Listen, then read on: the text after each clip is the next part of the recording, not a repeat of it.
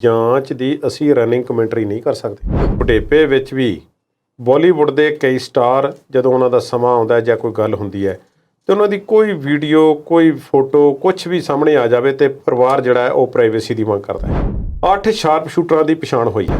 ਭਾਜਪਾ ਆਗੂ ਇਹ ਕਹਿ ਰਹੇ ਨੇ ਕਿ ਜੇ ਪੰਜਾਬ ਸਰਕਾਰ ਕਹੇ ਤਾਂ ਫਿਰ ਹੀ CBI ਤੇ NI ਕੋਲ ਜਿਹੜੀ ਜਾਂਚ ਹੈ ਉਹ ਜਾ ਸਕਦੀ ਹੈ, ਅਦਰਵਾਈਜ਼ ਭਾਜਪਾ ਸਰਕਾਰ ਜਾਂ ਕੇਂਦਰ ਸਰਕਾਰ ਆਪਣੇ ਤੌਰ ਤੇ ਇਸ ਦੀ ਜਾਂਚ ਸ਼ੁਰੂ ਨਹੀਂ ਕਰਵਾ ਸਕਦੀ। ਅਫਸੋਸ ਕਰਨ ਆਏ ਨੇ ਪਰ ਉਹ ਮੂਸਾ ਪਿੰਡ ਵੀ ਗਏ ਨੇ, ਜਾ ਕੇ ਗਲ ਲੱਗ ਕੇ ਮਿਲੇ ਨੇ ਮਾਪਿਆਂ ਨੂੰ ਤੇ ਨਾਲ ਹੀ ਫਿਰ ਰਾਜਨੀਤਿਕ ਬਿਆਨ। ਅਜਿਹੀ ਭਾਜਪਾ ਨੇ ਫੱਟੀ ਪੋਚੀ ਕਾਂਗਰਸ ਦੀ ਕੇਂਦਰ ਦੇ ਵਿੱਚ ਅਜੇ ਤੱਕ ਪੈਰਾਂ ਤੇ ਨਹੀਂ ਆ ਰਹੇ। 8 ਸਾਲ ਬਾਅਦ ਵੀ ਸਾਧੂ ਸਿੰਘ ਧਰਮਸੋਤ ਇਸ ਵੇਲੇ ਸ਼ਿਕੰਜੇ ਵਿੱਚ ਕਾਨੂੰਨ ਦੇ ਵਿੱਚ ਆ ਗਏ ਨੇ, ਪਰ ਹੈਰਾਨੀ ਦੀ ਗੱਲ ਹੈ ਕਿ ਕਾਂਗਰਸ ਦੇ 2 ਸੀਨੀਅਰ ਲੀਡਰ ਨੇ ਇਸ ਵੇਲੇ ਵੀ ਉਹ ਕਹਿ ਰਹੇ ਨੇ ਕਿ ਇਹ ਬਦਲਾਖੋਰੀ ਦੀ ਕਾਰਵਾਈ ਹੈ। ਮਾਲ ਮਹਿਕਮੇ ਦੀ ਸਥਿਤੀ ਇਹ ਹੈ ਕਿ ਬਹੁਤ ਜ਼ਿਆਦਾ ਬੁਰੇ ਹਾਲ ਨੇ। ਮਾਲ ਮਹਿਕਮੇ ਦੇ ਸਾਰਾ ਬੈਕਲੌਗ ਇੰਨੇ ਸਾਲਾਂ ਦਾ ਜਮ੍ਹਾਂ ਹੋਇਆ ਪਿਆ, ਕੰਮ ਹੀ ਨਹੀਂ ਨਿਬੜਦਾ। ਜ਼ਮੀਨਾਂ ਦੀਆਂ ਨਿਸ਼ਾਨਦੇਹੀਆਂ ਪਿੱਛੇ ਪੈ ਗਏ ਨੇ, ਇੰਤਕਾਲ ਪਿੱਛੇ ਪੈ ਗਏ ਨੇ।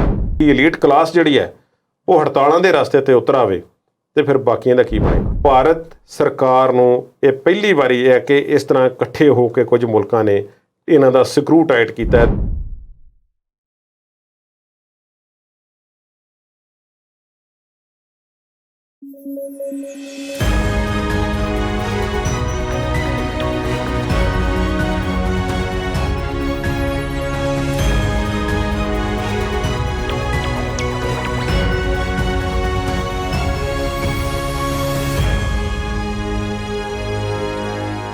ਪੰਜਾਬੀ ਨੈਸ਼ਨਲ ਟੀਵੀ ਦੇਖਣ ਵਾਲੇ ਦਰਸ਼ਕਾਂ ਨੂੰ ਜੀ ਆਇਆਂ। ਪ੍ਰੋਗਰਾਮ ਹੈ ਜੀ ਵਿਚਾਰ ਚਰਚਾ। ਅੱਜ ਦੇ ਦਿਨ ਦੀਆਂ ਵੱਡੀਆਂ ਖਬਰਾਂ ਤੇ ਚਰਚਾ ਕਰਾਂਗੇ ਤੇ ਸਟੂਡੀਓ 'ਚ ਮੇਰੇ ਨਾਲ ਮੌਜੂਦ ਨੇ ਕੁਲਦੀਪ ਸਿੰਘ ਹੀਰ ਜੀ। ਸਤਿ ਸ਼੍ਰੀ ਅਕਾਲ ਕੁਲਦੀਪ ਜੀ, ਸਵਾਗਤ ਕਰਦੇ ਹਾਂ ਜੀ। ਸਤਿ ਸ਼੍ਰੀ ਅਕਾਲ ਸਭਲੀਨ। 29 ਮਈ ਦਾ ਦਿਨ ਸਿੱਧੂ ਮੂਸੇਵਾਲਾ ਦਾ ਕਤਲ ਹੁੰਦਾ, ਉਸ ਤੋਂ ਬਾਅਦ ਆਏ ਦਿਨ ਕੋਈ ਨਾ ਕੋਈ ਖੁਲਾਸਾ ਨਿਤ ਨਿਕਲ ਕੇ ਸਾਹਮਣੇ ਆ ਰਿਹਾ। ਪੁਲਿਸ ਜਿਹੜੀ ਉਹ ਕਾਤਲਾਂ ਦੇ ਬਿਲਕੁਲ ਨਜ਼ਦੀਕ ਜਾਂਦੀ ਨਜ਼ਰ ਆ ਰਹੀ ਹੈ। ਇੱਕ ਸੰਦੀਪ ਉਰਫ ਕੇਕੜਾ ਨਾਮ ਦਾ ਵਿਅਕਤੀ ਕੱਲ ਦਾ ਗ੍ਰਿਫਤਾਰ ਹੋਇਆ, ਉਹ ਕਾਫੀ ਸਾਰੇ ਖੁਲਾਸੇ ਕਰ ਰਿਹਾ ਹੈ ਤੇ ਦਰਸ਼ਕਾਂ ਦੇ ਨਾਲ ਸਾਂਝੀ ਕਰ ਲਈਏ ਕਿ ਹੁਣ ਤੱਕ ਦੀ ਜਾਂਚ ਕਿੱਥੇ ਤੱਕ ਪਹੁੰਚੀ ਹੈ। ਸਭਲੀਨ, ਗੱਲ ਇੱਕ ਸਮਝਣ ਵਾਲੀ ਹੈ ਕਿ ਜਾਂਚ ਦੀ ਅਸੀਂ ਰਨਿੰਗ ਕਮੈਂਟਰੀ ਨਹੀਂ ਕਰ ਸਕਦੇ। ਸਾਡੇ ਬਹੁਤ ਸਾਰੇ ਵਿਧਾਇਕ, ਸਾਡੇ ਕੁਝ ਵਿਰੋਧੀ ਪਾਰਟੀਆਂ ਦੇ ਆਗੂ, ਸਾਬਕਾ ਆਗੂ, ਕੁਝ ਮੌਜੂਦਾ ਤੇ ਆਮ ਪਬਲਿਕ ਦੇ ਲੋਕ ਤਰਲੋ ਮੱਛੀ ਹੋ ਰਹੇ ਨੇ ਇਸ ਗੱਲ ਨੂੰ ਲੈ ਕੇ ਕਿ ਅਜੇ ਤੱਕ ਹੱਥ ਕਿਉਂ ਨਹੀਂ ਲੱਗਾ ਸਾਡੇ ਕੁਝ ਜੀ। ਸਵਾਲ ਇਹ ਕਿਉਂ ਖੜਾ ਹੋ ਰਿਹਾ, ਇਸ ਕਰਕੇ ਭਾਵਨਾਵਾਂ ਜੁੜੀਆਂ ਹੋਈਆਂ ਸੀ। ਇੱਕ ਨੌਜਵਾਨ ਮੁੰਡਾ 28 ਸਾਲ ਦਾ, ਇੱਕ ਪੌਪ ਸਟਾਰ ਜੋ ਦੁਨੀਆ ਵਿੱਚ ਮਸ਼ਹੂਰ ਸੀ, ਅੱਜ ਸਾਰੀ ਦੁਨੀਆ ਉਸ ਨੂੰ ਯਾਦ ਕਰ ਰਹੀ ਹੈ। ਉਸ ਦਾ ਚਲੇ ਜਾਣਾ ਇੰਨਾ ਦੁਖਦਾਈ ਅੰਤ, ਉਸ ਦੇ ਮਾਪਿਆਂ ਦੀ ਕੱਲੀ ਕੱਲੀ ਵੀਡੀਓ ਸਾਹਮਣੇ ਆਉਣੀ। ਆਮ ਤੌਰ 'ਤੇ ਮੈਂ ਬਾਲੀਵੁੱਡ ਦੇ ਬਾਰੇ ਗੱਲ ਕਰਦਾ ਹੁੰਦਾ ਕਿ ਬਾਲੀਵੁੱਡ ਦੇ ਜਦੋਂ ਇਸ ਜਹਾਨ 'ਤੇ ਬੈਠਿਆ ਤਾਂ ਕਿਸੇ ਨੇ ਨਹੀਂ ਰਹਿਣਾ। ਆਮ ਤੌਰ 'ਤੇ ਮੈਂ ਵੇਖਿਆ ਕਿ ਬੁਢੇਪੇ ਵਿੱਚ ਵੀ ਬਾਲੀਵੁੱਡ ਦੇ ਕਈ ਸਟਾਰ ਜਦੋਂ ਉਹਨਾਂ ਦਾ ਸਮਾਂ ਆਉਂਦਾ ਜਾਂ ਕੋਈ ਗੱਲ ਹੁੰਦੀ ਹੈ ਤੇ ਉਹਨਾਂ ਦੀ ਕੋਈ ਵੀਡੀਓ ਕੋਈ ਫੋਟੋ ਕੁਝ ਵੀ ਸਾਹਮਣੇ ਆ ਜਾਵੇ ਤੇ ਪਰਿਵਾਰ ਜਿਹੜਾ ਹੈ ਉਹ ਪ੍ਰਾਈਵੇਸੀ ਦੀ ਮੰਗ ਕਰਦਾ ਹੈ। ਪਰ ਇਸ ਪਰਿਵਾਰ ਦੇ ਕਿਸ ਤਰ੍ਹਾਂ ਦੇ ਦਿਲ ਹੋਣਗੇ, ਕਿੰਨਾ ਜਿਗਰਾ ਹੋਵੇਗਾ ਉਹਨਾਂ ਦਾ ਕਿ ਉਹਨਾਂ ਨੇ ਕਦੀ ਕਿਸੇ ਨੂੰ ਵਰਜਿਆ ਨਹੀਂ। ਹਰ ਇੱਕ ਦੇ ਵਾਸਤੇ ਬਰੂਹਾਂ ਖੁੱਲੀਆਂ ਨੇ। ਜਿਸ ਪ੍ਰਤੀ ਪਹਿਲੇ ਦਿਨ ਤੋਂ ਲੋਕਾਂ ਦਾ ਗੁੱਸਾ ਸੀ ਉਹ ਵੀ ਉਹਨਾਂ ਦੇ ਘਰ ਆ ਕੇ ਗਿਆ, ਜਿਸ ਨਾਲ ਲਾਗਤਬਾਜੀ ਸੀ, ਮਾੜੀ ਮੋਟੀ ਕੋਈ ਨੋਕ ਝੋਕ ਚੱਲਦੀ ਰਹਿੰਦੀ ਸੀ ਸਿੱਧੂ ਮੂਸੇਵਾਲੇ ਦੇ ਨਾਲ ਵੀ। ਜਿਹੜਾ ਉਹਨਾਂ ਦਾ ਕੱਟੜ ਵਿਰੋਧੀ ਵੀ ਸੀ, ਜਿਹੜਾ ਉਹਨੂੰ ਕਿਸੇ ਨਾ ਕਿਸੇ ਗੱਲ 'ਤੇ ਕੋਸਦਾ ਵੀ ਰਹਿੰਦਾ ਸੀ, ਆਲੋਚਨਾ ਵੀ ਕਰਦਾ ਸੀ, ਉਹ ਵੀ ਅਫਸੋਸ ਕਰਕੇ ਗਿਆ। ਕੋਈ ਇੱਕ ਵੀ ਅਣਸੁਖਾਵੀ ਘਟਨਾ ਜਾਂ ਕਿਸੇ ਨੇ ਇੱਕ ਲਫ਼ਜ਼ ਵੀ ਕਿਸੇ ਨੂੰ ਆਖਿਆ ਹੋਵੇ, ਇਹ ਵੱਡੇ ਜੇਰੇ ਦੀ ਗੱਲ ਹੈ। ਪਰ ਹੋਈ ਬਹੁਤ ਵੱਡੀ ਤਰਾਸਦੀ ਹੈ। ਇਸ ਦੇ ਨਾਲ ਸਭ ਤੋਂ ਵੱਡਾ ਦੁੱਖ ਤੇ ਉਹਦੇ ਮਾਪਿਆਂ ਨੂੰ ਹੈ, ਪਰ ਪੰਜਾਬ ਦਾ ਹਰ ਵਰਗ ਦੁਖੀ ਹੈ ਕਿ ਇਹ ਕੀ ਵਾਪਰਿਆ ਕੀ ਹੈ ਸਾਡੇ ਨਾਲ। ਹੁਣ ਜਿਹੜੇ ਜਿਵੇਂ ਜਿਸ ਤਰ੍ਹਾਂ ਦੇ ਲੋਕ ਜਾ ਰਹੇ ਨੇ ਰੋਜ਼ਾਨਾ, ਪਰ ਰਾਜਨੀਤਿਕ ਲੋਕ ਜਿਹੜੇ ਨੇ ਉਹ ਆਪਣੇ ਤੌਰ 'ਤੇ ਕੁਝ ਇਸ ਦੇ ਵਿੱਚ ਆਪਣੀਆਂ ਰੋਟੀਆਂ ਸੇਕਦੇ ਜਾ ਰਹੇ ਨੇ।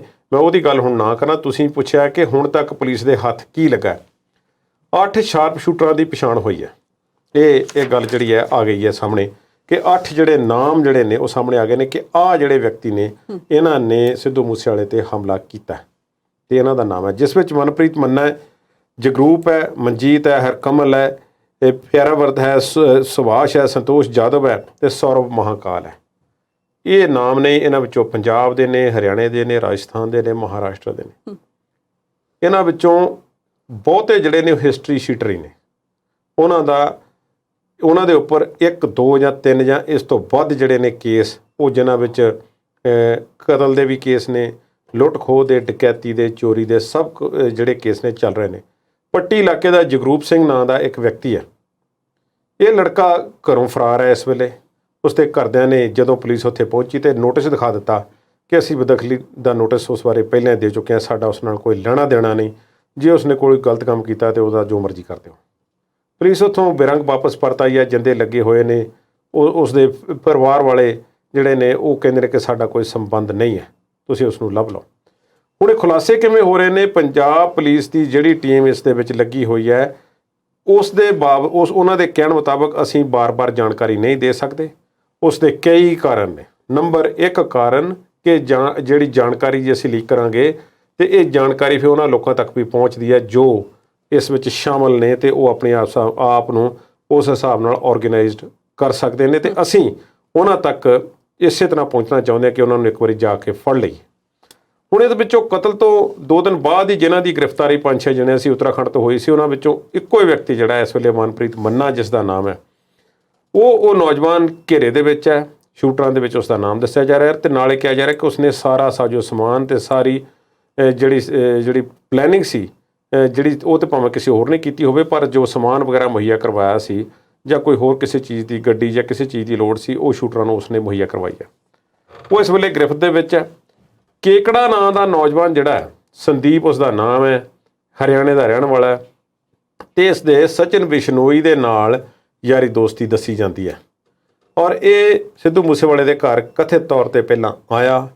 ਉੱਥੇ ਹੋਰ ਵੀ ਕੁਝ ਪ੍ਰਸ਼ੰਸਕ ਆਏ ਹੋਏ ਸੀ। ਇਹਨਾਂ ਨੇ ਸੈਲਫੀਆਂ ਲਈਆਂ, ਥਾਰ ਗੱਡੀ ਦੇ ਨਾਲ ਫੋਟੋਆਂ ਖਿਚਵਾਈਆਂ ਤੇ ਇਸੇ ਦੇ ਉੱਪਰ ਦੋਸ਼ ਹੈ ਕਿ ਇਸਨੇ ਜਾਣਕਾਰੀ ਜਿਹੜੀ ਹੈ ਲੀਕ ਆਊਟ ਕੀਤੀ ਹੈ ਕਿ ਉਹ ਇੱਥੋਂ ਥਾਰ ਗੱਡੀ ਲੈ ਕੇ ਨਿਕਲ ਗਿਆ।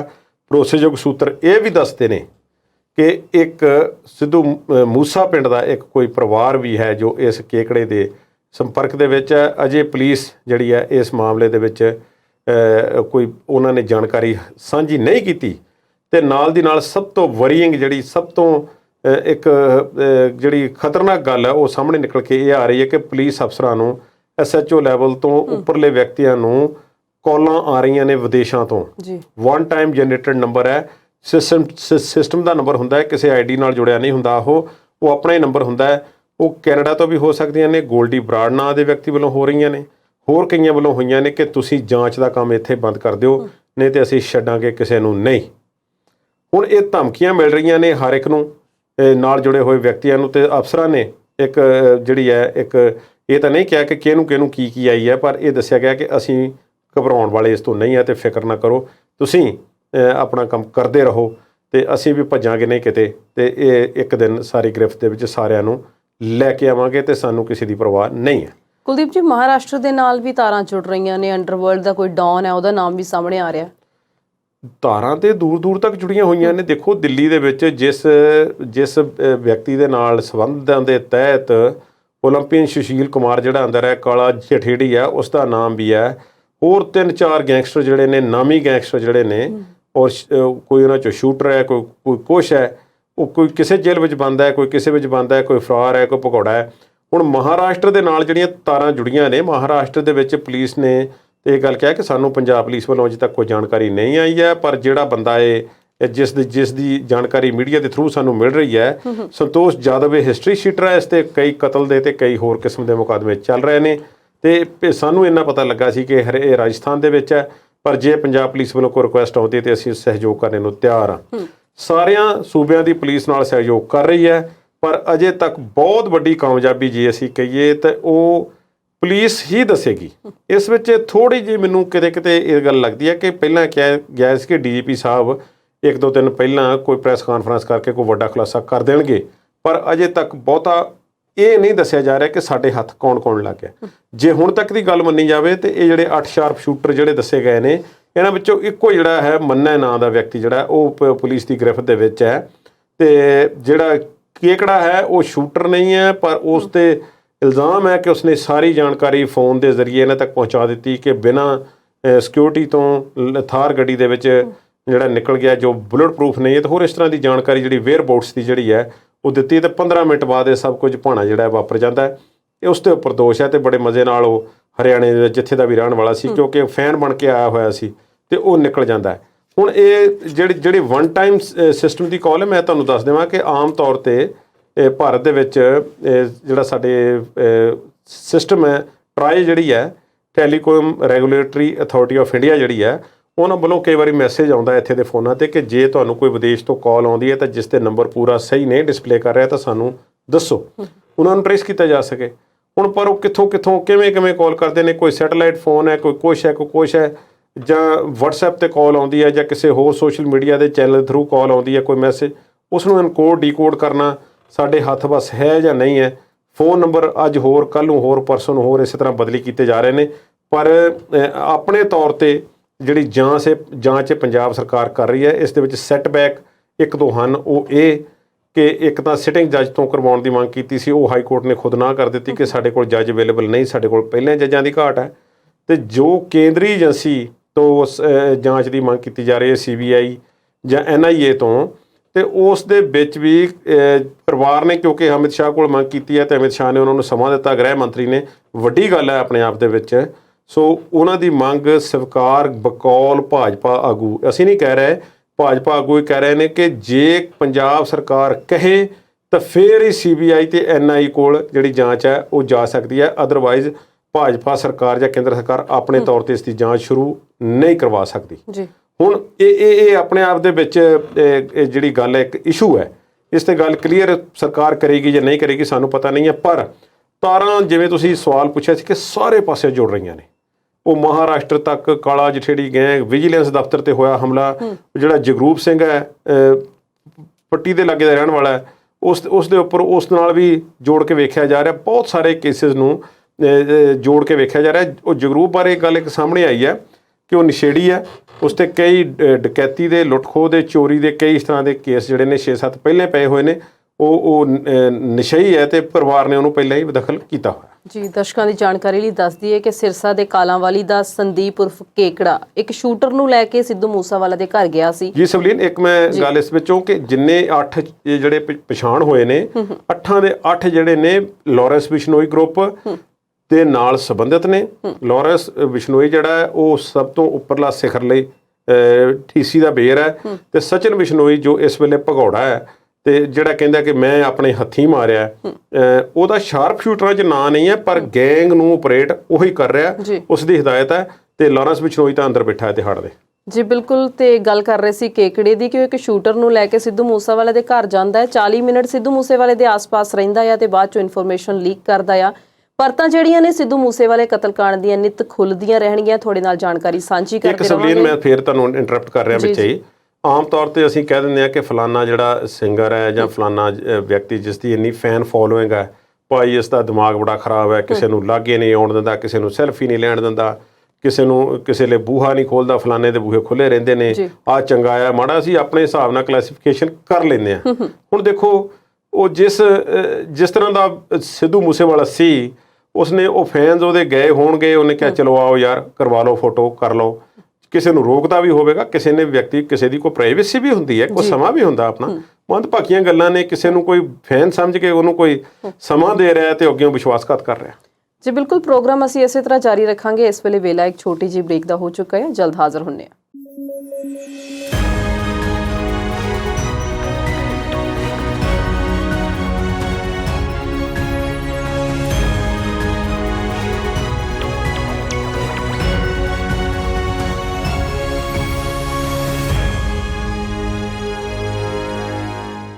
ਬ੍ਰੇਕ ਤੋਂ ਬਾਅਦ ਦਰਸ਼ਕਾਂ ਦਾ ਸਵਾਗਤ ਕਰਦੇ ਹਾਂ। ਕੁਲਦੀਪ ਜੀ, ਅਸੀਂ ਕੱਲ੍ਹ ਵੀ ਗੱਲ ਕੀਤੀ ਸੀ ਕਿ ਕਿਸੇ ਦੇ ਸਿਵਿਆਂ ਤੇ ਸਿਆਸਤ ਕਰਨੀ ਬਹੁਤ ਸ਼ਰਮਨਾਕ ਹੈ। ਜੇ ਅੱਜ ਦੀ ਗੱਲ ਕਰੀਏ ਤਾਂ ਰਾਹੁਲ ਗਾਂਧੀ ਪਿੰਡ ਮੂਸਾ 'ਚ ਪਹੁੰਚੇ ਨੇ, ਮਾਪਿਆਂ ਦੇ ਨਾਲ ਉਹਨਾਂ ਨੇ ਅਫਸੋਸ ਕੀਤਾ ਤੇ ਉਸ ਤੋਂ ਬਾਅਦ ਆਮ ਆਦਮੀ ਪਾਰਟੀ ਤੇ ਤਕੜੇ ਸਵਾਲ ਉਹਨਾਂ ਨੇ ਖੜੇ ਕੀਤੇ ਨੇ। ਉਹਨਾਂ ਦੀ ਇਸ ਫੇਰੀ ਨੂੰ ਤੁਸੀਂ ਕਿਸ ਤਰ੍ਹਾਂ ਦੇਖਦੇ ਹੋ? ਰਾਹੁਲ ਗਾਂਧੀ ਮੂਸਾ ਪਿੰਡ ਪਹੁੰਚੇ ਨੇ, ਇੱਕ ਤੇ ਗਿਆਨੀ ਹਰਪ੍ਰੀਤ ਸਿੰਘ ਵੀ ਪਹੁੰਚੇ ਨੇ, ਅਕਾਲ ਤਖ਼ਤ ਸਾਹਿਬ ਦੇ ਜਥੇਦਾਰ ਵੀ। ਇਹ ਸਿਰਫ ਜਾਣਕਾਰੀ ਮਾਤਰ। ਰਾਹੁਲ ਗਾਂਧੀ ਜਦੋਂ ਚੰਡੀਗੜ੍ਹ ਏਅਰਪੋਰਟ ਤੇ ਆਉਂਦੇ ਨੇ ਤੇ ਮਾਸਕ ਉਹਨਾਂ ਨੇ ਇਸ ਤਰ੍ਹਾਂ ਚਾੜਿਆ ਹੋਇਆ ਜਿਵੇਂ ਪੂਰੇ ਪੰਜਾਬ ਦੇ ਵਿੱਚ ਕਰੋਨਾ ਜਿਹੜਾ ਸੜਕਾਂ ਤੇ ਘੁੰਮਦਾ ਫਿਰਦਾ ਹੋਵੇ। ਏਡੀ ਕਿਹੜੀ ਗੱਲ ਹੈ? ਚਲੋ ਕੋਈ ਗੱਲ ਨਹੀਂ, ਆਪਣੀ ਪ੍ਰੋਟੈਕਸ਼ਨ ਹੈ ਉਹਨਾਂ ਦੀ।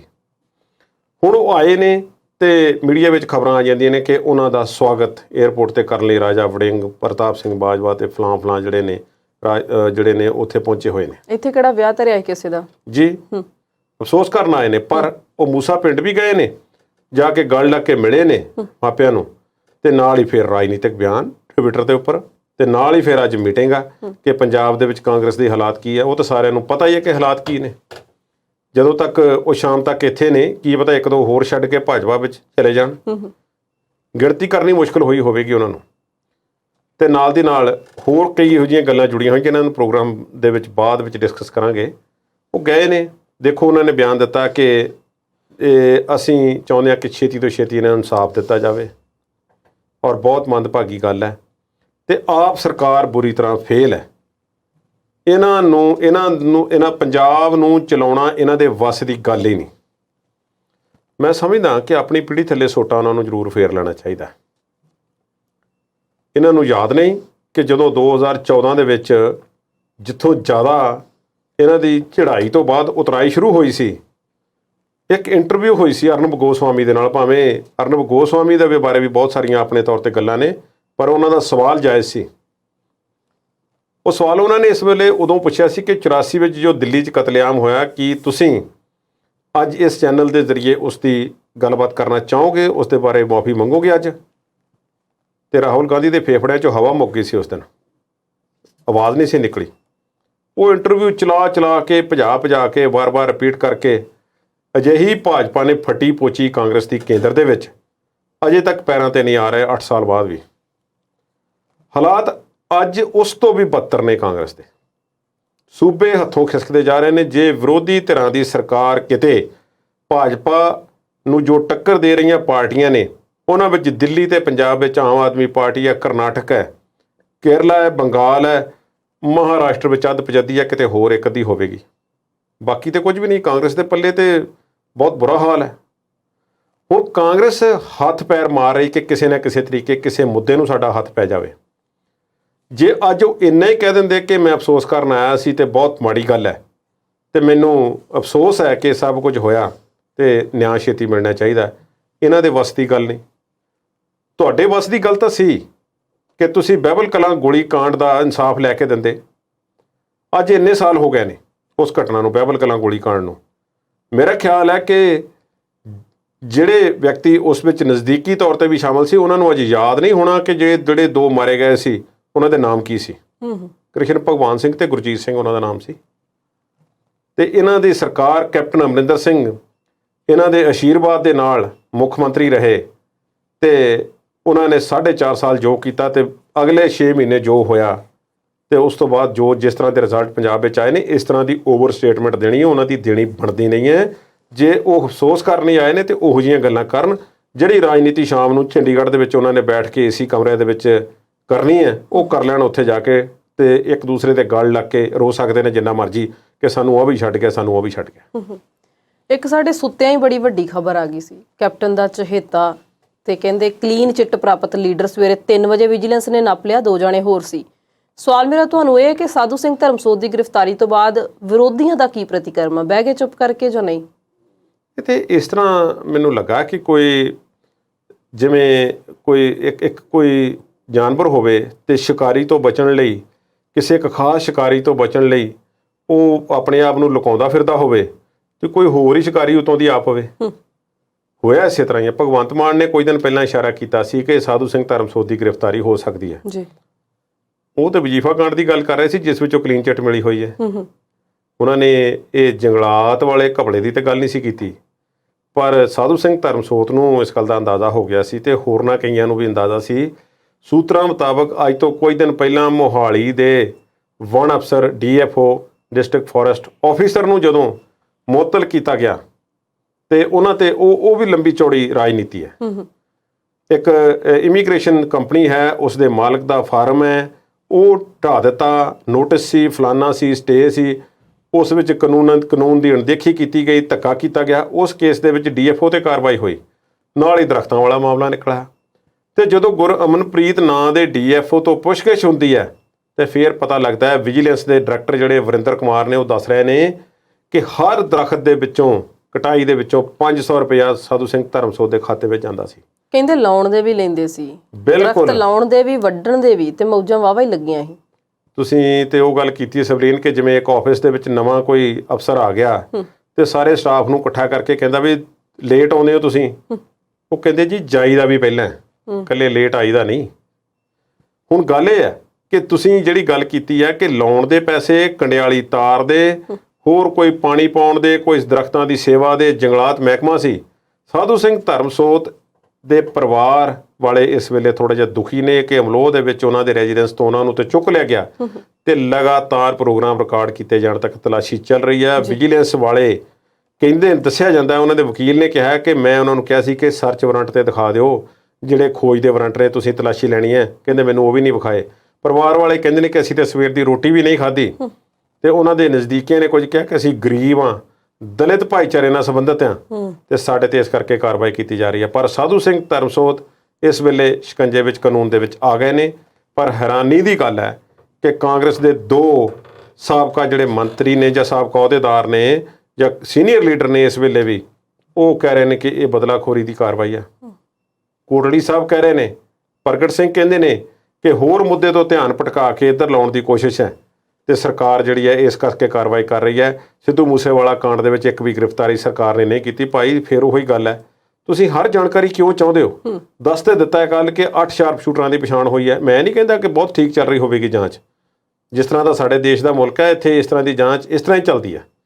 ਚਲੋ ਹੋਰ ਤੇਜ਼ੀ ਵੀ ਆਉਣੀ ਚਾਹੀਦੀ, ਇਨਸਾਫ ਛੇਤੀ ਮਿਲਣਾ ਚਾਹੀਦਾ, ਪਰ ਰਾਜਨੀਤੀ ਹਰ ਥਾਂ ਕਰਨੀ ਜਾਇਜ਼ ਨਹੀਂ। ਤੇ ਗੁਰਕੀਰਤ ਕੋਟਲੀ ਕਹਿੰਦੇ ਵੀ ਪਹਿਲਾਂ ਵੀ ਜਿਹੜੀ ਕਲੀਨ ਚਿੱਟ ਆ ਧਰਮਸੋਤ ਨੂੰ ਮਿਲ ਗਈ ਸੀ, ਹੁਣ ਵੀ ਮਿਲ ਜਾਣੀ। ਇੰਨੀ ਉਮੀਦ ਹੋਵੇ ਦੂਜੀ ਪਾਰਟੀ 'ਚ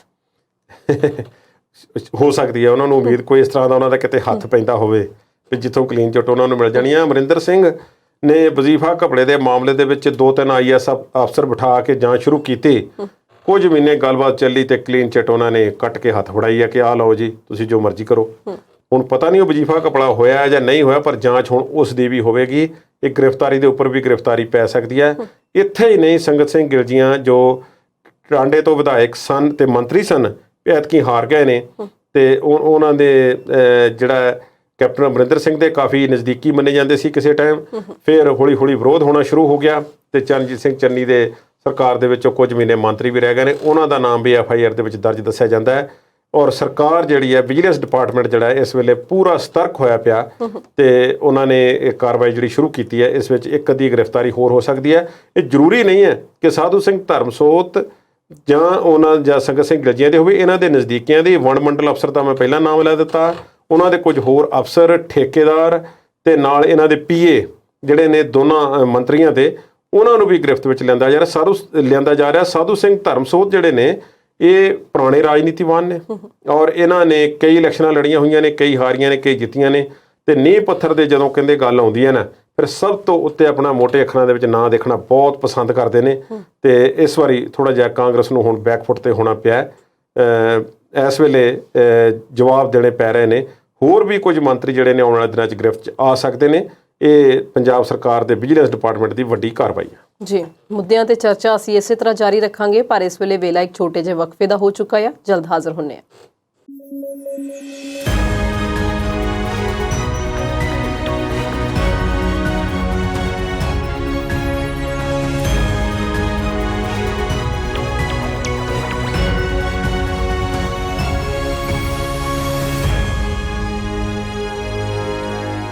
ਪੰਜਾਬੀ ਨੈਸ਼ਨਲ ਟੀਵੀ ਦੇ ਨਾਲ ਜੁੜੇ ਹੋਏ ਦਰਸ਼ਕਾਂ ਦਾ ਇੱਕ ਵਾਰ ਫਿਰ ਤੋਂ ਸਵਾਗਤ ਕਰਦੇ ਹਾਂ। ਕੁਲਦੀਪ ਜੀ, ਗੱਲ ਕਰੀਏ ਮੌਜੂਦਾ ਸਰਕਾਰ ਦੀ, ਪੰਜਾਬ ਸਰਕਾਰ ਦੀ। ਤਹਿਸੀਲਦਾਰ ਜਿਹੜੇ ਨੇ ਹੜਤਾਲ ਤੇ ਨੇ ਤੇ ਪੰਜਾਬ ਸਰਕਾਰ ਕਹਿੰਦੀ ਹੈ ਨੋ ਵਰਕ ਨੋ ਪੇ। ਕੱਲ ਦਾ ਉਹਨਾਂ ਨੇ ਇੱਕ ਨੋਟੀਫਿਕੇਸ਼ਨ ਜਾਰੀ ਕਰਤਾ ਵੀ ਜਾਂ ਤਾਂ ਕੰਮਾਂ ਤੇ ਆ ਜਾਓ ਜਾਂ ਫਿਰ ਪੈਸੇ ਤੁਹਾਨੂੰ ਨਹੀਂ ਦੇਣੇ। ਸਵਾਲ ਮੇਰਾ ਇਹ ਹੈ ਕਿ ਇਦਾਂ ਦੀ ਸਖਤੀ ਦੇ ਨਾਲ ਕਿੰਨਾ ਕੁ ਫਰਕ ਪਊਗਾ? ਤਹਿਸੀਲਦਾਰਾਂ ਦੇ ਕੰਨਾਂ ਤੇ ਕੋਈ ਜੂੰ ਸਰਕੂਗੀ? ਓਵਰਆਲ ਜਿਹੜਾ ਸਿਸਟਮ ਹੈ ਨਾ ਜੀ, ਇਹ ਇਸ ਤਰ੍ਹਾਂ ਦਾ ਬਣ ਚੁੱਕਾ ਹੈ ਕਿ ਜਿਹਦੇ ਕੋਲ ਜਿਹੜੀ ਕੁਰਸੀ ਆ ਜਾਂਦੀ ਹੈ ਨਾ, ਫਿਰ ਉਸ ਦਾ ਉਹ ਭਰਪੂਰ ਫਾਇਦਾ ਉਠਾਉਂਦਾ ਤੇ ਉਸ ਨੂੰ ਆਪਣੀ ਨਿੱਜੀ ਜਾਗੀਰ ਵੀ ਸਮਝਦਾ। ਮੈਂ ਕਿਸੇ ਵਿਅਕਤੀ ਵਿਸ਼ੇਸ਼ ਨੂੰ ਨਹੀਂ ਕਹਿ ਰਿਹਾ, ਨਾ ਮੈਂ ਸਾਰੇ ਭਾਈਚਾਰੇ ਨੂੰ ਜਾਂ ਨਾ ਸਾਰੇ ਮਹਿਕਮੇ ਨੂੰ ਕਹਿ ਰਿਹਾ, ਪਰ ਇਹ ਗੱਲ ਤਾਂ ਮੰਨਣੀ ਪਏਗੀ ਨਾ ਕਿ ਕੁਝ ਇਹੋ ਜਿਹੇ ਤੱਤ ਜਿਹੜੇ ਨੇ ਇਸ ਮਹਿਕਮੇ ਦੇ ਵਿੱਚ ਹਨ ਜਿਹੜੇ ਕਿ ਬਦਨਾਮ ਕਰ ਰਹੇ ਨੇ ਬਾਕੀਆਂ ਨੂੰ ਵੀ, ਇਮਾਨਦਾਰ ਵਿਅਕਤੀਆਂ ਨੂੰ ਵੀ। ਅਸੀਂ ਆਪਣੇ ਦਰਸ਼ਕਾਂ ਨਾਲ ਕੁਝ ਦਿਨ ਪਹਿਲਾਂ ਇੱਕ ਸਵਾਲ ਪਾਇਆ ਸੀ ਕਿ ਤੁਹਾਡੇ ਨਜ਼ਦੀਕੀ ਜਿਹੜੇ ਨੇ, ਕੋਈ ਵੀ ਤੁਹਾਡੀ ਜਾਣ ਪਛਾਣ ਦੇ ਵਿੱਚੋਂ ਉਹ ਅਫਸਰਾਂ ਦੇ ਨਾਮ ਦੱਸੋ, ਚਾਹੇ ਉਹ ਕੋਈ ਵੀ ਹੋਵੇ, ਤਹਿਸੀਲਦਾਰ, ਥਾਣੇਦਾਰ, ਕੋਈ SDO, ਕੋਈ ਐਕਸੀਅਨ, ਕੋਈ ਹੋਰ, ਜੋ ਰਿਸ਼ਵਤ ਨਾ ਖਾਂਦਾ ਹੋਵੇ। ਬਹੁਤ ਥੋੜ੍ਹੇ ਜਵਾਬ ਆਏ, ਤੇ ਮਾਲ ਮਹਿਕਮੇ ਦੇ ਅਫਸਰਾਂ ਦੇ ਸ਼ਾਇਦ 1 ਜਾਂ 2 ਨਾਂ ਸਨ। ਇਹਦਾ ਮਤਲਬ ਇਹ ਨਹੀਂ ਕਿ ਸਾਰੇ ਭ੍ਰਿਸ਼ਟ ਨੇ, ਪਰ ਜੇ ਕਿਤੇ ਕੁਝ ਕੀਤਾ ਵੀ ਹੋਵੇ ਤੇ ਹੁਣ ਮੇਰਾ ਖਿਆਲ ਹੈ ਕਿ ਸਮਾਂ ਬਦਲ ਗਿਆ ਥੋੜ੍ਹਾ ਜਿਹਾ ਤੇ ਸੁਧਰ ਜਾਣਾ ਚਾਹੀਦਾ ਹੈ। ਬਹੁਤ ਤਨਖਾਹਾਂ ਨੇ, ਬਹੁਤ ਫੈਸਿਲਿਟੀਜ਼ ਨੇ। ਜੇ ਤੇ ਪੁਰਾਣੇ ਸਿਸਟਮ ਦੇ ਹਿਸਾਬ ਨਾਲ ਕਹਿ ਦਈਏ ਤੇ ਸਰਕਾਰ ਕਹਿ ਦੇਵੇ ਕਿ ਤਨਖਾਹ ਨਹੀਂ ਮਿਲਣੀ, ਤੇ ਉਹ ਕਹਿਣਗੇ ਕੋਈ ਗੱਲ ਨਹੀਂ, ਤਨਖਾਹ ਤੇ ਸਾਨੂੰ ਹੋਰ ਪਾਸਿਓਂ ਬਹੁਤ ਆ ਜਾਂਦੀ ਹੈ। ਪਰ ਸਰਕਾਰ ਸਖਤ ਰੌਂ ਦੇ ਵਿੱਚ ਹੈ। ਪਟਵਾਰੀਆਂ ਨੇ ਵੀ ਹੜਤਾਲ ਕਰ ਦਿੱਤੀ ਸੀ। ਇੱਕ ਪਟਵਾਰੀ ਫੜਿਆ ਗਿਆ ਸੀ ਜਿਸ ਦੇ ਕੋਲੋਂ ਬੈਂਕ ਬੈਲੈਂਸ ਬੜੇ ਵੱਡੇ ਪੱਧਰ 'ਚ ਬਰਾਮਦ ਹੋਇਆ, ਤੇ ਲੋਕਰ ਉਸਨੇ ਚਾਬੀਆਂ ਦਿੱਤੀਆਂ ਨਹੀਂ, ਉਸ ਵਿੱਚ ਪਤਾ ਨਹੀਂ ਕੀ ਹੋਵੇਗਾ। ਪਟਵਾਰੀਆਂ ਨੇ ਵੀ ਹੜਤਾਲ ਕਰ ਰੱਖੀ ਹੈ। ਪਟਵਾਰ ਯੂਨੀਅਨ ਜਿਹੜੀ ਹੈ ਸਰਕਾਰ ਦੁਆਲੇ ਹੋਈ ਸੀ, ਪਰ ਅਖੀਰ ਸਰਕਾਰ ਨੇ ਉਹਨਾਂ ਨੂੰ ਸਮਝਾ ਬੁਝਾ ਕੇ ਕਿਸੇ ਤਰੀਕੇ ਨਾਲ ਕੰਮ ਸ਼ੁਰੂ ਕਰਵਾ ਲਿਆ। ਮਾਲ ਮਹਿਕਮੇ ਦੀ ਸਥਿਤੀ ਇਹ ਹੈ ਕਿ ਬਹੁਤ ਜ਼ਿਆਦਾ ਬੁਰੇ ਹਾਲ ਨੇ ਮਾਲ ਮਹਿਕਮੇ ਦੇ। ਸਾਰਾ ਬੈਕਲੌਗ ਇੰਨੇ ਸਾਲਾਂ ਦਾ ਜਮ੍ਹਾਂ ਹੋਇਆ ਪਿਆ। ਅਕਾਲੀ ਭਾਜਪਾ ਸਰਕਾਰ ਨੇ ਜਿਹੜੇ ਪਹਿਲੇ 5 ਸਾਲਾਂ ਦੇ ਵਿੱਚ 1-2 ਕੰਮ ਚੰਗੇ ਕੀਤੇ ਸੀ, ਉਹਨਾਂ ਵਿੱਚੋਂ ਇੱਕ ਕੰਮ ਇਹ ਸੀ ਕਿ ਜ਼ਮੀਨ ਦੇ ਰਿਕਾਰਡ ਦਾ ਕੰਪਿਊਟਰੀਕਰਨ ਕਰ ਦੇਣਾ। ਸੁਵਿਧਾ ਕੇਂਦਰ ਵੀ ਖੋਲ੍ਹੇ ਗਏ ਸੀ, ਪਰ ਹੌਲੀ ਹੌਲੀ ਉਹ ਜਿਹੜਾ ਕੰਪਿਊਟਰੀਕਰਨ ਸੀ ਉਸ ਵਿੱਚ ਊਣਤਾਈਆਂ ਆ ਗਈਆਂ। ਇੱਕ ਪੰਜਾਬ ਲੈਂਡ ਰਿਕਾਰਡ ਸੁਸਾਇਟੀ ਬਣਾ ਦਿੱਤੀ ਗਈ। ਅੱਜ ਸਰਕਾਰ ਦਾ ਜ਼ੋਰ ਲੱਗਾ ਹੋਇਆ ਹੈ ਕਿ ਫਰਦ, ਇੰਤਕਾਲ, ਰੋਜ਼ਨਾਮਚੇ ਸਾਰਿਆਂ ਨੂੰ ਆਨਲਾਈਨ ਕਰਕੇ ਇਸ ਸਿਸਟਮ ਨੂੰ ਕਿਸੇ ਤਰੀਕੇ ਜਿਹੜਾ ਹੈ ਸੁਚਾਰੂ ਬਣਾਇਆ ਜਾ ਸਕੇ। ਪਟਵਾਰੀ ਜਿਸ ਦੇ ਕੋਲ ਨਾਰਮਲ ਤੌਰ 'ਤੇ ਜਿੰਨੇ ਵੀ ਵੱਡੇ ਪਿੰਡ ਹੋਣ ਤੇ ਮੈਨੂੰ ਲੱਗਦਾ ਥੋੜ੍ਹੇ ਹੀ, ਛੋਟੇ ਹੋਣ ਤਾਂ ਕੋਈ ਜ਼ਿਆਦਾ ਦਿੱਤੇ ਜਾ ਸਕਦੇ ਨੇ, 5, 6, 7 ਪਿੰਡਾਂ ਦਾ ਇੱਕ ਪਟਵਾਰੀ ਹੋ ਸਕਦਾ। ਉਹਨਾਂ ਕੋਲ 20, 25 ਪਿੰਡ ਦੇ ਵਾਧੂ ਚਾਰਜ ਜਿਹੜੇ ਨੇ ਦਿੱਤੇ ਗਏ ਨੇ। ਕੰਮ ਹੀ ਨਹੀਂ ਨਿਬੜਦਾ। ਜ਼ਮੀਨਾਂ ਦੀਆਂ ਨਿਸ਼ਾਨਦੇਹੀਆਂ ਪਿੱਛੇ ਪੈ ਗਈਆਂ ਨੇ, ਇੰਤਕਾਲ ਪਿੱਛੇ ਪੈ ਗਏ ਨੇ, ਤੇ ਤਹਿਸੀਲਾਂ ਦੇ ਵਿੱਚ ਲਾਈਨਾਂ ਲੱਗੀਆਂ ਹੋਈਆਂ ਨੇ ਜਿੱਥੋਂ ਲੱਖਾਂ ਰੁਪਇਆ ਪੰਜਾਬ ਸਰਕਾਰ ਰੋਜ਼ਾਨਾ ਗਰਾਉਂਦੀ ਹੈ ਰਜਿਸਟਰੀਆਂ ਦੇ ਤੇ ਹੋਰ ਸਰਕਾਰੀ ਫੀਸਾਂ ਦੇ ਰੂਪ ਦੇ ਵਿੱਚ। ਉੱਥੇ ਬਾਥਰੂਮ ਤੱਕ ਚੰਗੇ ਜਿਹੜੇ ਹਨ ਉਹ ਆਮ ਲੋਕਾਂ ਵਾਸਤੇ ਨਹੀਂ, ਗੱਡੀ ਲਾਉਣ ਵਾਸਤੇ, ਸਕੂਟਰ ਖੜਾ ਕਰਨ ਵਾਸਤੇ ਪ੍ਰੋਪਰ ਥਾਂ ਨਹੀਂ। ਅਜਿਹੇ ਹਾਲਾਤ ਨੇ। ਉਹੀ ਸਦੀਆਂ ਬੱਧੀ ਪੁਰਾਣਾ ਸਿਸਟਮ ਚੱਲਦਾ ਆ ਰਿਹਾ। ਸਰਕਾਰ ਇਸ 'ਤੇ ਲੱਗੀ ਹੋਈ ਹੈ। ਤਹਿਸੀਲਦਾਰ ਭਾਈਚਾਰੇ ਨੂੰ ਬੇਨਤੀ ਹੈ ਕਿ ਸਾਥ ਦਿੱਤਾ ਜਾਵੇ। ਜੇ ਉਹਨਾਂ ਨੂੰ ਗਿਲਾ ਹੈ ਕਿਸੇ ਗੱਲ ਦਾ ਤੇ ਬੈਠ ਕੇ ਉਹਨਾਂ ਨਾਲ ਗੱਲਬਾਤ ਕੀਤੀ ਜਾਵੇ। ਜੇ ਇੰਨੀ ਪੜ੍ਹੀ ਲਿਖੀ ਐਲੀਟ ਕਲਾਸ ਜਿਹੜੀ ਹੈ ਉਹ ਹੜਤਾਲਾਂ ਦੇ ਰਸਤੇ 'ਤੇ ਉਤਰ ਆਵੇ ਤੇ ਫਿਰ ਬਾਕੀਆਂ ਦਾ ਕੀ ਬਣੇਗਾ। ਇਹ ਇੱਕ ਰਿਵਾਜ ਜਿਹਾ ਸਾਡੇ ਪੈ ਗਿਆ ਕਿ ਸਾਰੇ ਪਾਸੇ ਸਾਡੇ ਹੜਤਾਲ ਕੀਤੇ ਤੋਂ ਬਿਨਾਂ ਕੋਈ ਕੰਮ ਹੁੰਦੇ ਨਹੀਂ। ਪਰ ਫਿਰ ਵੀ ਸਰਕਾਰ ਨੇ ਹੁਣ ਸਖਤੀ ਕਰਨ ਦਾ ਰੌਂ ਬਣਾ ਲਿਆ। ਉਹਨਾਂ ਨੇ ਕਿਹਾ ਕਿ ਨੋ ਵਰਕ ਨੋ ਪੇ। ਜਿੰਨੇ ਇਹ ਜਿਹੜੀ ਹੜਤਾਲ ਤੁਸੀਂ ਕਰ ਰਹੇ ਹੋ ਗੈਰ ਕਾਨੂੰਨੀ ਹੈ। ਜਿਨ੍ਹਾਂ ਤਹਿਸੀਲਦਾਰਾਂ ਨੂੰ ਸਸਪੈਂਡ ਕੀਤਾ ਗਿਆ ਉਹਨਾਂ ਦੀ ਜਾਂਚ ਹੋਵੇਗੀ। ਜੇ ਸਹੀ ਪਾਏ ਗਏ ਤਾਂ ਦੁਬਾਰਾ ਬਹਾਲ ਹੋ ਜਾਣਗੇ, ਨਹੀਂ ਤਾਂ ਮੁਅੱਤਲ ਰਹਿਣਗੇ ਜਾਂ ਡਿਸਮਿਸ ਹੋ ਸਕਦੇ ਨੇ। ਸੋ ਇਹ ਹੈ ਤਹਿਸੀਲਦਾਰਾਂ ਪ੍ਰਤੀ ਸਰਕਾਰ ਦਾ ਰਵੱਈਆ ਥੋੜ੍ਹਾ ਹੁਣ ਸਖਤ ਹੋਇਆ, ਪਰ ਉਨਾ ਸਖਤ ਨਹੀਂ ਹੈ ਜਿੰਨਾ ਸਰਕਾਰਾਂ ਕਈ ਵਾਰੀ ਕਰ ਜਾਂਦੀਆਂ ਨੇ। ਜੀ, ਅਗਲੇ ਮੁੱਦੇ ਵੱਲ ਚੱਲਦੇ ਹਾਂ। ਵੈਸੇ ਤੇ ਸਾਰੇ ਲੀਡਰਾਂ ਦੇ ਕੰਨਾਂ ਤੱਕ ਮੂੰਹ ਪਾਟੇ ਹੁੰਦੇ ਨੇ, ਪਰ ਜੋ ਭਾਜਪਾ ਦੇ ਨੂਪੁਰ ਸ਼ਰਮਾ ਨੇ ਕਿਹਾ ਉਸ ਤੋਂ ਬਾਅਦ ਇਸਲਾਮਿਕ ਜਿਹੜੀਆਂ ਕੰਟਰੀਜ਼ ਨੇ ਉਹਨਾਂ ਨੇ ਭਾਰਤ ਦੇ ਨੱਕ 'ਚ ਦਮ ਕਰਤਾ ਹੈ। ਖੋਲਿਓ ਜਰਾ ਪਰਤਾ। ਗੱਲ ਇਹ ਆ, ਜਦੋਂ ਅਸੀਂ ਇਸਲਾਮ ਦੀ ਗੱਲ ਕਰਦੇ ਹਾਂ ਨਾ, ਤੇ ਭਾਰਤ ਦੇ ਅਰਬ ਕੰਟਰੀਆਂ ਦੇ ਨਾਲ, ਜਿੱਥੇ ਬਹੁਤੇ ਇਸਲਾਮਿਕ ਦੇਸ਼ ਨੇ, ਉਹਨਾਂ ਨਾਲ ਸੰਬੰਧਾਂ ਦੀ ਗੱਲ ਕਰਦੇ ਹਾਂ ਤੇ ਬੜੇ ਚੰਗੇ ਸੰਬੰਧ ਹਟਾਏ ਨੇ ਭਾਰਤ ਨੇ। ਕੂਟਨੀਤਿਕ, ਰਾਜਨੀਤਿਕ, ਸਮਾਜਿਕ, ਜਿਸ ਤਰ੍ਹਾਂ ਦੇ ਵੀ ਸੰਬੰਧ ਹੋਣ। ਪਾਕਿਸਤਾਨ ਨਾਲ 36 ਦਾ ਅੰਕੜਾ ਰਿਹਾ ਜੀ, ਪਰ ਦੂਸਰੇ ਦੇਸ਼ਾਂ ਨਾਲ ਇਸ ਤਰ੍ਹਾਂ ਦੇ ਸੰਬੰਧ ਨਹੀਂ ਰਹੇ। ਉਸ ਦੇ ਕਾਰਨ ਕਈ ਹੋਰ ਨੇ। ਇਸਲਾਮਿਕ ਦੇਸ਼ਾਂ ਦੀ 57 ਦੇਸ਼ਾਂ ਦੀ ਇੱਕ ਆਰਗੇਨਾਈਜੇਸ਼ਨ ਹੈ, OIC, ਇੱਕ ਸੰਸਥਾ ਹੈ ਸਾਂਝੀ। 57 ਮੁਲਕ ਨੇ ਇਸਲਾਮਿਕ। ਉਸ ਵਿੱਚ ਉਹਨਾਂ ਨੇ ਸਾਂਝੇ ਤੌਰ 'ਤੇ ਇੱਕ ਬਿਆਨ ਜਾਰੀ ਕਰਕੇ ਭਾਰਤ ਸਰਕਾਰ ਦੀ ਨਿਖੇਧੀ ਕੀਤੀ ਹੈ। ਬਿਆਨ ਇਹ ਹੈ ਕਿ ਸਰਕਾਰ ਦੇ ਨੁਮਾਇੰਦਾ ਪਾਰਟੀ ਦੇ ਕੁਝ ਬੁਲਾਰਿਆਂ ਨੇ ਆਪਣੀ ਗੱਲਬਾਤ ਦੇ ਵਿੱਚ TV ਚੈਨਲਾਂ ਦੇ ਥਰੂ ਤੇ ਟਵਿੱਟਰ ਦੇ ਥਰੂ ਪੈਗੰਬਰ ਮੁਹੰਮਦ ਦੇ ਬਾਰੇ ਜੋ ਅਪਮਾਨਜਨਕ ਲਫ਼ਜ਼ ਵਰਤੇ ਨੇ ਉਸ ਪ੍ਰਤੀ ਕਾਰਵਾਈ ਸਮੇਂ ਸਿਰ ਨਹੀਂ ਹੋਈ, ਤੇ ਜਿਸ ਤਰ੍ਹਾਂ ਦੀ ਹੋਣੀ ਚਾਹੀਦੀ ਸੀ ਉਹ ਨਹੀਂ ਹੋਈ। ਇਸ ਮਾਮਲੇ ਵਿੱਚ 57 ਦੇਸ਼ ਨੇ ਪ੍ਰਮੁੱਖ ਤੌਰ 'ਤੇ ਜੇ ਮੋਟੇ-ਮੋਟੇ ਲਾ ਲਈਏ, ਪਾਕਿਸਤਾਨ ਨੇ ਤੇ ਇਹਨਾਂ ਦੀ ਵਿਰੋਧਤਾ ਕਰਨੀ ਹੁੰਦੀ ਹੈ, ਪਰ ਇਸ ਵਾਰੀ ਨਾਲ ਇਹਨਾਂ ਦੇ ਜਿਹੜੇ ਚੰਗੇ ਸੰਬੰਧਾਂ ਵਾਲੇ, ਜਿਨ੍ਹਾਂ ਵਿੱਚ ਸਾਊਦੀ ਅਰਬ ਵੀ ਹੈ, ਕਤਰ ਵੀ ਹੈ, ਕੁਵੈਤ ਵੀ ਹੈ, ਅਫਗਾਨਿਸਤਾਨ ਵੀ ਹੈ, ਈਰਾਨ ਵੀ ਹੈ, ਇਰਾਕ ਵੀ ਹੈ, ਹੋਰ ਪਤਾ ਨਹੀਂ ਕਿੰਨੇ ਸਾਰੇ ਮੁਲਕ ਨੇ, ਸਾਰਿਆਂ ਨੇ ਉੱਥੇ ਆਪਣੇ ਸਾਈਨ ਕਰ ਦਿੱਤੇ ਨੇ ਕਿ ਭਾਰਤ ਸਰਕਾਰ ਦੇ ਰਾਜਦੂਤਾਂ ਨੂੰ ਬੁਲਾ ਕੇ ਝਾੜ ਪਾਈ ਗਈ ਹੈ ਕਿ ਤੁਸੀਂ ਆਹ ਜਵਾਬ ਸਰਕਾਰ ਕੋਲੋਂ ਸਾਨੂੰ ਲੈ ਕੇ ਦਿਓ। ਜਿਹੜਾ ਉੱਥੇ ਦਾ ਮੀਡੀਆ ਉਹ ਵੀ ਪਿੱਛੇ ਨਹੀਂ ਰਿਹਾ। ਅਲ ਜਜ਼ੀਰਾ ਜੋ ਵੱਡਾ ਨੈਟਵਰਕ ਹੈ ਅਰਬ ਦਾ ਦੁਨੀਆ ਦੇ ਵਿੱਚ, ਉਹਨਾਂ ਨੇ ਪ੍ਰਮੁੱਖਤਾ ਨਾਲ ਇਸ ਖਬਰ ਨੂੰ ਚੁੱਕਿਆ ਤੇ ਉਹਨਾਂ ਨੇ ਕਿਹਾ ਕਿ ਇਹ ਭਾਰਤ ਸਰਕਾਰ ਨੂੰ ਜੋ ਉੱਥੇ ਹੋ ਰਿਹਾ ਮੁਸਲਮਾਨਾਂ ਦੇ ਖਿਲਾਫ ਉਸ ਪ੍ਰਤੀ ਧਿਆਨ ਦੇਣ ਦੀ ਲੋੜ ਹੈ। ਕਈਆਂ ਨੇ ਤਾਂ ਇਸ ਤੋਂ ਵੱਧ ਕੇ ਵੀ ਗੱਲ ਆਖੀ ਹੈ ਕਿ ਕਦੀ ਤੁਸੀਂ 3 ਤਲਾਕ ਦੇ ਮੁੱਦੇ ਤੇ, ਕਦੀ ਜਿਹੜਾ ਨਕਾਬ ਹੈ ਉਸ ਦੇ ਮੁੱਦੇ ਤੇ ਸਾਰੀਆਂ ਗੱਲਾਂ ਦੇ ਮੁੱਦੇ ਤੇ ਤੁਸੀਂ ਮੁਸਲਮਾਨਾਂ ਪ੍ਰਤੀ ਜਿਹੜਾ ਰਵੱਈਆ ਭਾਰਤ ਸਰਕਾਰ ਦਾ ਹੈ ਸਾਨੂੰ ਪਸੰਦ ਨਹੀਂ ਹੈ। ਇਸ ਨੂੰ ਮੋੜਿਆ ਜਾਵੇ, ਇਸ ਵਿੱਚ ਮੋੜ ਪਾਇਆ ਜਾਵੇ। ਤੇ ਜਦੋਂ ਨੂਪੁਰ ਸ਼ਰਮਾ ਤੇ ਨਵੀਨ ਜਿੰਦਲ ਜਿਹੜੇ ਨੇ ਉਹਨਾਂ ਨੂੰ ਪਾਰਟੀ ਵਿੱਚੋਂ ਮੁਅੱਤਲ ਕਰਨ ਦੀ ਗੱਲ ਸਾਹਮਣੇ ਆਈ ਹੈ, ਫਿਰ ਇਸ ਦਾ ਸਵਾਗਤ ਵੀ ਬਹੁਤੇ ਮੀਡੀਆ ਵਿੱਚ ਪ੍ਰਮੁੱਖਤਾ ਨਾਲ ਜਿਹੜਾ ਛਾਪਿਆ ਗਿਆ। ਭਾਰਤ ਸਰਕਾਰ ਨੂੰ ਇਹ ਪਹਿਲੀ ਵਾਰੀ ਹੈ ਕਿ ਇਸ ਤਰ੍ਹਾਂ ਇਕੱਠੇ ਹੋ ਕੇ ਕੁਝ ਮੁਲਕਾਂ ਨੇ ਇਹਨਾਂ ਦਾ ਸਕਰੂ ਟਾਈਟ ਕੀਤਾ ਹੈ ਤੇ ਇਹਨਾਂ ਨੂੰ ਇੱਕ ਕਿਸਮ ਦੀ ਨਮੋਸ਼ੀ ਜਿਹੜੀ ਹੈ ਝੱਲਣੀ ਪਈ ਹੈ। ਜੀ, ਮੇਰੀ ਆਪਣੀ ਧਾਰਨਾ ਹੈ ਕਿ ਜਿਸ ਤਰ੍ਹਾਂ ਦਾ ਅਰਬ ਮੁਲਕਾਂ ਦੇ ਨਾਲ ਭਾਰਤ ਦੇ ਰਿਸ਼ਤੇ ਰਹੇ ਨੇ, ਜਿਸ ਤਰ੍ਹਾਂ ਤੇਲ ਤੇ ਹੋਰ ਖਾਦ ਪਦਾਰਥ ਇੰਪੋਰਟ ਐਕਸਪੋਰਟ ਚੱਲਦਾ ਰਿਹਾ, ਟੂਰਿਜ਼ਮ ਵੀ ਚੱਲਦਾ ਹੈ, ਭਾਰਤ ਸਰਕਾਰ ਨੂੰ ਇਸ ਪਾਸੇ ਵੱਲੋਂ ਸੋਚਣਾ ਚਾਹੀਦਾ। ਤੇ ਇੱਕ ਮੈਂ ਸਮਝਦਾ ਕਿ ਕੋਈ ਵੱਡੀ ਕੋਈ ਗੱਲ ਹੋਣ ਤੋਂ ਪਹਿਲਾਂ, ਜਿਵੇਂ ਕਹਿੰਦੇ ਨੇ ਕਿ ਇਹ ਤੂਫਾਨ ਆਉਣ ਤੋਂ ਪਹਿਲਾਂ ਦੀ ਜਿਹੜੀ ਇੱਕ ਸੰਕੇਤ ਸੀਗਾ ਇਹ ਭਾਰਤ ਨੂੰ ਮਿਲਿਆ। ਅਜੇ ਵੀ ਇਹਨਾਂ ਨੂੰ ਆਪਣੇ ਮੂੰਹ ਫਟ ਆਗੂਆਂ ਨੂੰ ਨੱਥ ਪਾਉਣ ਦੀ ਲੋੜ ਹੈ। ਬਹੁਤ ਵਾਰੀ ਅਜਿਹਾ ਆਖ ਜਾਂਦੇ ਨੇ ਜੋ ਨੋਟਿਸ ਵਿੱਚ ਨਹੀਂ ਆਉਂਦਾ, ਪਰ ਪੈਗੰਬਰ ਮੁਹੰਮਦ ਦੇ ਬਾਰੇ ਇਸ ਤਰ੍ਹਾਂ ਆਖ ਦੇਣਾ, ਕਿਸੇ ਦੇ ਵੀ ਬਾਰੇ ਆਖਣਾ, ਇਹ ਭਾਰਤ ਵਰਗੇ ਮੁਲਕ ਵਿੱਚ ਬਿਲਕੁਲ ਵੀ ਜਾਇਜ਼ ਨਹੀਂ। ਕਿ ਇਹ ਜੋ ਉਹਨਾਂ ਦੀ ਮੁਅੱਤਲੀ ਕੀਤੀ ਗਈ ਹੈ, ਕਿ ਇਹ ਬਾਹਰਲੇ ਦੇਸ਼ਾਂ ਦੇ ਇਤਰਾਜ਼ ਪ੍ਰਗਟ ਕਰਨ ਤੋਂ ਬਾਅਦ ਹੋਣੀ ਸੀ, ਪਹਿਲਾਂ ਨਹੀਂ ਸੀ ਹੋ ਸਕਦੀ? ਇਹ ਵੀ ਸੋਚਣ ਦੀ ਲੋੜ ਹੈ।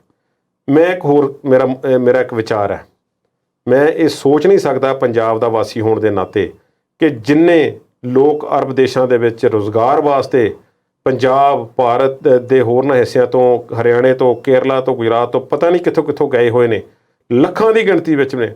ਰੁਜ਼ਗਾਰ